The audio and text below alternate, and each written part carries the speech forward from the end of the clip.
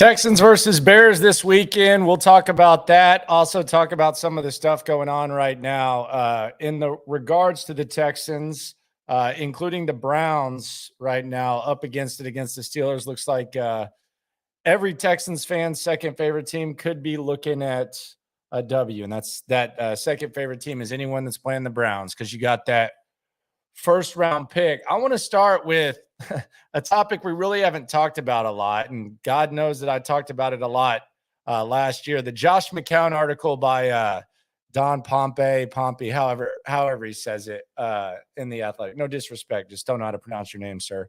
But there was an article about Josh McCown today. It made the rounds. Really, like one of my pet peeves working locally is when a national person says something that we've been saying locally for a long time, and some local people act like it's like new news. The meat of the article was the Texans were interested in hiring Josh McCown. We knew that. The Texans were close to hiring Josh McCown. We assumed that. And it was pretty clear that was going to happen. And the Brian Flores lawsuit stopped them from potentially doing that. We knew that. There really wasn't anything else outside of just the discussion about Josh McCown and what Josh McCown does and what makes Josh McCown special and how his experience is unique, which I actually agree with. I was intrigued by the possibility of signing Josh McCown. I think Josh McCown will get his opportunity. I think he's going to be a good coach in the NFL. I've been saying this, that the receipts are there. I've been saying this for years, going back to when Hugh Jackson told me that Josh was going to be good, to before Josh McCown was even here. There's tweets. You can see them. It's me talking to John Harris and me saying multiple times I wanted them to bring him in and make him a head coach. The Texans, with where they are, they couldn't afford to do that. It would have been a disaster. Quite honestly, I don't think that Vince Lombardi in his prime could coach this team to success. So if you bring in a guy like Josh McCown amidst all that controversy, he's most likely not going to succeed, and there's going to be a lot of smoke, a lot of turmoil. So it didn't work out. But there was really nothing in this article that we didn't already know, or you shouldn't have already known. So really nothing there. I think someone's eventually going to hire Josh McCown. I think Josh McCown might do a good job, and we might look back and say, man, that was a big mistake. But I understand that it wasn't conventional, and I understand that a lot of people don't trust the Texans enough to do something that crazy. So that is what that is.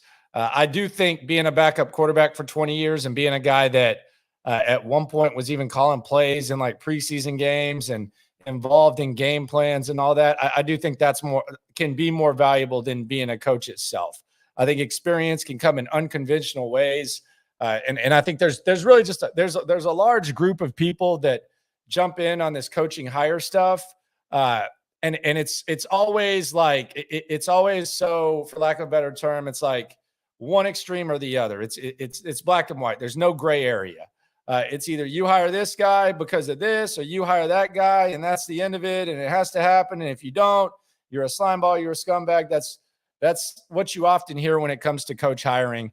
I think it's kind of ridiculous. The prime example of it, and there are examples of guys that probably should get hired that don't. Bruce Arians had to wait damn near 30 years because he was just a little rough around the edges. If you watch the football life of Bruce Arians, like he had to wait 30 years. And I think that's kind of like it's a similar situation with Bieniemy in that he was working with elite talent. You assume that, maybe the elite talent had something more to do with it, and he had to wait a long time like Bieniemy. Who knows what happens with McCown, though? But it just gets more and more ridiculous the more it gets talked about. I do wonder, though, like, is anyone like apologizing to Nick Sirianni or maybe saying that maybe the Eagles knew what they were doing? Because there are a lot of people after that press conference, and it was a crappy opening press conference, that were just laughing at Nick Sirianni. And they went 9-8 last year, and now here we are, and the Eagles look like they are NFC contenders. Like, they look really good. And I haven't heard it. Like, dude, does it just like go away? when you have like that hot of a take about a coach, I don't know. But Josh McCown's not here. I was intrigued by it. It's for the better because the Texans can't afford to do something like that. But I think eventually he does become an NFL head coach, and I think he can be a good coach for sure. I do wonder, how the article was very, very random, but it didn't tell me anything that I didn't need to didn't already know. I should say. Subscribe to the channel if you haven't. I appreciate everyone who's subscribed. I'm trying to get to 1,000 before I go to Vegas because you can stream on the phone when that happens. So I'm trying to get to do that when I'm in Vegas for the Texans. Going to have a lot of access and whatnot. I'm trying to get up to that. I think we're like 300 deep or close to 300 deep a couple of weeks in. Miguel, if you want to get a comment, go ahead and get it in. Any chance we trade for Jimmy G? Where is Keenum? Anyone but Mills. Jimmy G is the starting quarterback for the Niners, so no chance there. Keenum is in Buffalo. I think that they like what they got going with him in case something happens with Josh Allen. He's got good chemistry with Diggs. Anyone but Mills. It would have to be Driscoll or it would have to be Josh Allen. Facebook user, Josh would have had his coaching career in just as it started if he was coaching last year in that mess. I agree. I don't know that it was the ideal situation, but I don't think he was going to get the opportunity quickly right away. Someone says this year, maybe talking about Josh McCown coming to the Texans this year. I don't think that's happening. I think that ship has sailed. They brought too much fire. The dumbest thing they did was they interviewed him twice. Like, I don't know what the first interview was weird and they brought all that attention. But I do think in this situation, Lovey likes McCown. I actually think if there hadn't been all the backlash that Josh got, which is weird because nobody's ever had a bad thing to say about Josh ever. I do think he would have been on Lovey's staff in some capacity. Lovey Smith was one of the guys who back in the day said that Josh would be a head coach in the NFL, one of many. The Eagles actually offered him an offensive coordinator job, I think 5 years ago. Peterson did. I thought he would end up in Jacksonville, maybe even this year. But I thought he would have, but I think it was just so embarrassing and so much smoke that he couldn't see coming that that's what happened with Josh. Facebook user, what I like is the Eagles and the Giants look way better than the Cowgirls. Eagles definitely do. I don't know if the Giants do. Giants actually play the Cowboys this week on Monday Night Football. I think they're a 1-point favorite last I looked. So Saquon definitely looks like himself, but I don't know that the Giants are that much better than the Cowboys. We'll get a look at that on Monday. Cooper Rush does look like he knows how to manage a game. He's playing better than Davis Mills. We'll say that. Damian says, nope, Jimmy G's a solid starter going forward with San Francisco this year. Yeah, that's not going to happen. Facebook user says, I was told McCown backed out and got cold feet. That's not true. Definitely didn't do that. But keep the comments coming and we'll touch on all of that. The article, again, just the headline was Josh McCown may jump from former NFL QB to head coach, but he's not jumping the line. A lot of people would disagree with that. I don't think there's like a set in stone way of weighing a resume as to what makes you qualified as an NFL head coach. If it were that easy, then it wouldn't be so hard to hire the right coach. I know the Texans make it look more difficult than most, but I don't think there's like a set way. And I think sometimes unconventional things can work. But again, nothing new on the McCown thing. What do the Texans do well? This was a question we asked. A lot of people had jokes, rightfully so. What do the Texans, this year's version of the Texans, what do they do well? I like the corners. I think the corners are really good. I like the safeties. I like Dameon Pierce. I like Brandon Cooks. But as far as what they do well and what's sustainable, I think the corners is the most sustainable thing that the Texans have right now. And I think they should put that to practice this week against the Bears. Take away the run, whether it's Fields, whether it's Montgomery, and make those wide receivers beat your corners with Nelson and Stingley. And I'm sure Stingley is going to continue to get challenged. But if I were the Texans, my corners, that's the strength of this team. That's what they do well. That's what's sustainable. They're not, I don't think they're going to be able to stop the run, but corners, covering receivers, battling, that's one thing that they do well. And I think there's potential to be able to run the ball on the left side with Dameon Pierce. As far as the receivers, there's a lot of question marks. There's a lot of question marks at tight end. Running back depth's a big concern. But what they do well is maybe run the ball on the left side and the cornerbacks. I think the corners are going to be good. There's going to be struggles. Like if you're expecting Derek Stingley to be Darrelle Revis his first year, that's not going to happen. It hasn't happened ever. They're going to challenge you. They're going to they're going to try to figure out what you're made of, and that's what's going to happen. When do you think we play Stingley in more man and not just in the red zone? That's a good question. I thought that was going to be the plan from the very beginning. It did look like there was a little bit of a bust in that Owens went to the receiver in the middle of the seam on that 3rd and 16. I would like to see more man from Stingley. I thought they would be more open to that. And I think if the Texans are going to have to stack the box against the Bears, I don't think they're going to have any choice but to put him in man, because David Montgomery, that's the one thing that the Bears do is run the ball. Explain the bad passes. Can't. Davis Mills is just missing the passes that he didn't miss last year. He's missing passes that Brock Osweiler doesn't miss. There's really no explanation. I don't know what to tell you there. Back. Do you buy into the color of the skin for their coach? They can't fire a black coach for a white one. No. Although I don't think they could have hired Josh McCown, an unqualified white guy, with the Brian Flores lawsuit. I don't. And quite honestly, it would have been a disaster because they don't have the credibility to really roll the dice like that, at least not at that point. Would you rather Caserio spend big money next free agency on a middle linebacker, defensive player, or offensive player? I think they need to they did a good job of addressing the defense this year, and we haven't really seen Christian Harris. They need to do something about the offense next year. And you're going to have the 2 draft picks, and you're going to have cap space.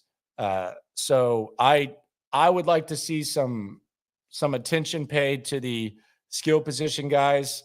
So an offensive player would be the thing, although the draft is pretty heavy in that. So that might be the direction they head. DH, what's up, DH? I think he just took the interviews to get experience, and Jack Easterbunny almost talked Cal into hiring him until the lawsuit against the NFL from the former Miami coach. I wonder if Nick liked him too, because part of me just wonders if Easterby just kind of blew the cover, much like he did the tampering the first time with Caserio, because he can't keep his yap shut. And I've witnessed that firsthand. The guy can't shut up. And he likes himself. He likes to credit himself. He likes to throw Cal under the bus. He likes to throw whoever under the bus and take credit for a lot of stuff. So I'm not so sure that Caserio doesn't like Josh as much as Jack, and Jack just kind of probably got a little bit aggressive with it and, kind of put it out there. I think the interview the year before, along with, bringing him in on the practice squad, who knows with Easterby, although it seems like he's kind of been neutered a little bit, and he's not as active in the decisions that he made to get him to this, and he's not embarrassing the organization like he did for so many years. The defense looks better, but they don't stop the run. This is true, and I don't know if that's going to get any better. Juan says, what's up with Mills' thumb? Not sure. I think he's good to go. It was random that he appeared on the injury report, but it is what it is. We need a big free agent wide receiver. Man, you can get those in the draft. If you're gonna go for a receiver in free agency, then a lot of times you're gonna have to overpay, especially when you're a bad team. I call it the Christian Kirk tax. You see what Jacksonville paid Kirk, although he looks good. I'm not like knocking Christian Kirk, but he's making 17, 18, whatever million that Christian Kirk got. So there's always a tax. There's some really good receivers in the draft this year, like really, really good ones. So I would like to see them get a young one instead of one in the. Although they do need to get some guys like on the bottom of the depth chart, like the fours, the fives, whatever on the depth chart, like 3, 4, 5. Like we can move on from this Conley thing and all the other stuff they got going on. Someone asked, is there a chance Dearness Johnson wanting out? Any chance we can grab him? Isn't he only like $2.4 million? They should be actively looking at running backs in every form. It shouldn't be hard to find someone that can carry the ball and give Pierce some kind of rest. So whether it's Johnson, whether it's someone off a practice squad, they need to figure that out. My dog agrees with that, if you heard her bark. I'm talking about guys like Fuller. I don't think Fuller, whichever Fuller you're talking about, I don't think much about that. KK got paid. Bonkers money deal for his level of play. Good for him. Yes. Christian Kirk definitely did get paid. I want to touch on some sophomore slumps. Brandon Scott brought this up today on the show, in the Loop on Sports Radio 610, 10 to 2 on the Odyssey app. It's early, but again, we're just assessing what we see right now. There have been some massive sophomore slumps right now for the Texans early. If you look at the draft class that we praised heading into this year, Davis Mills has been bad. Nico Collins has been bad. He's not getting open. Brevin Jordan, he's gotten open a little bit, but he hasn't been great. Davis Mills hasn't been able to connect with him. Roy Lopez has been all right, although they are running the ball on him. Wallow really hasn't been on the field. So the second-year guys right now, it's early, but 2 games in, they're sophomore slumps. I'm not saying it's time to push the panic button, but it is something to pay attention to. And if there was ever like a get-right game for these guys, it would be this week against Chicago. Speaking of which, Texans or Bears, which situation would you rather be in if you were building a team? I would say Texans just because they have the 2 first-round picks the next couple of years. I would say Texans. Although it really comes down to how you feel about Justin Fields and how you feel about Davis Mills. I don't feel that regardless of which way you pick, I don't feel like Justin Fields is going to be a long-term franchise quarterback. I could be wrong. Like this could be I could be wrong on that. But I don't feel that he is.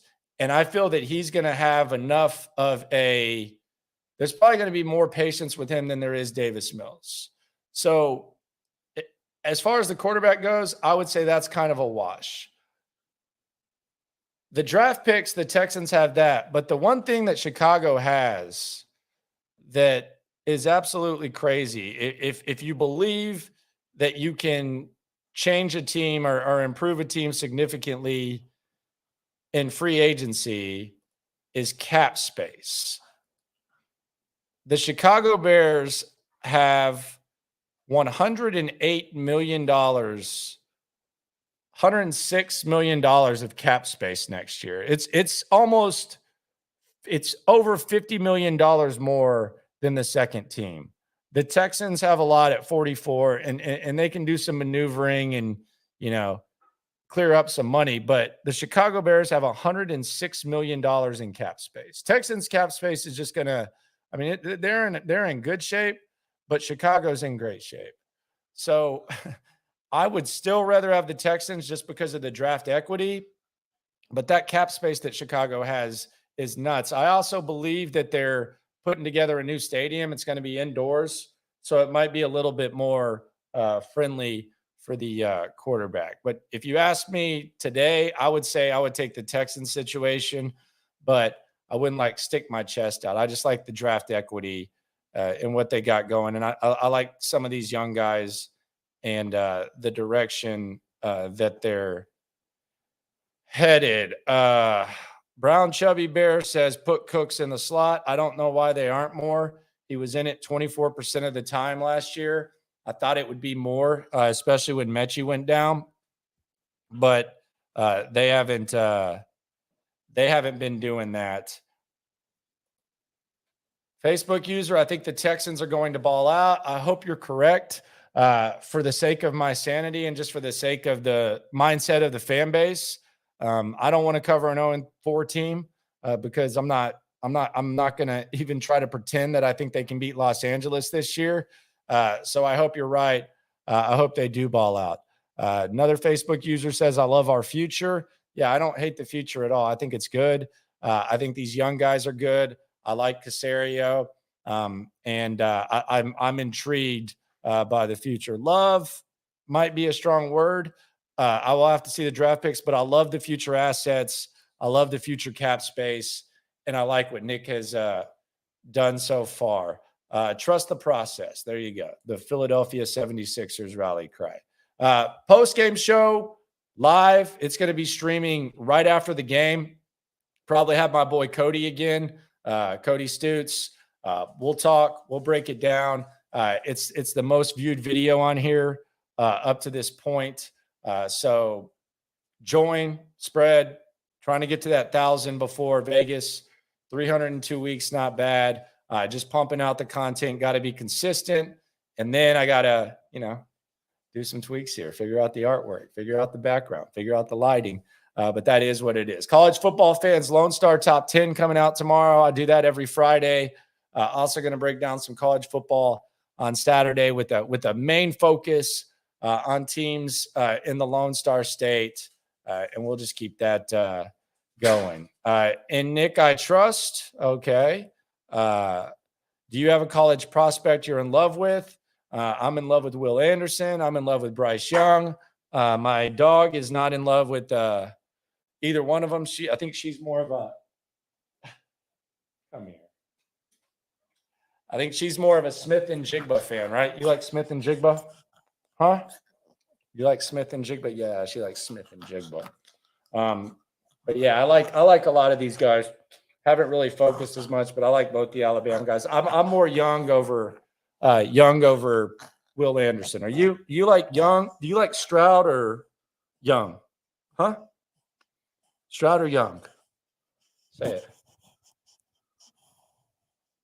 What's your take? Okay. She barks, and then she just gets all sweet. Justin Fields is not an NFL caliber quarterback. He's not accurate enough to get the ball through the smaller windows. That is true. What's wrong with U of H? How much time you got? I was trying to wrap this up. U of H is undisciplined. I don't know how well coached they are. I think they need more of an aggressive, innovative coach. I don't think Holgerson is a great offensive coach. A lot of times he seems kind of defeated. They didn't really beat anyone last year. They lost to Tech, and then they lost to Cincinnati. I think they should hire Jeff Traylor before they go to the Big 12. I think they should call up UTSA, hire Jeff Traylor, and I think that would put U of H on a very, very, very fast track towards being good. You look at what's happened with UTSA and everything there. That would be my suggestion. Traylor. Or Kendall Briles. Traylor or Kendall Briles. Damian talking about the puppy dog. Facebook user, I like Young. I do too. You not buying the Anthony Richardson hype? I think Anthony Richardson's going to be good. I think Anthony Richardson needs a little bit more development. I don't think he's quite ready yet. I think he needs a little bit of development. We'll get into the college stuff tomorrow. Someone says Dana's an overrated recruiter. They're not going to lose to Rice, though, right? I mean, surely that won't happen. But we will see. I'll talk to y'all tomorrow. Lone Star rankings. Appreciate y'all for hopping on. Subscribe, please. And we'll talk to you tomorrow. Football Friday gets started at 10. If you missed our interview with Jalen Petrie, it's on the Odyssey app. Appreciate it.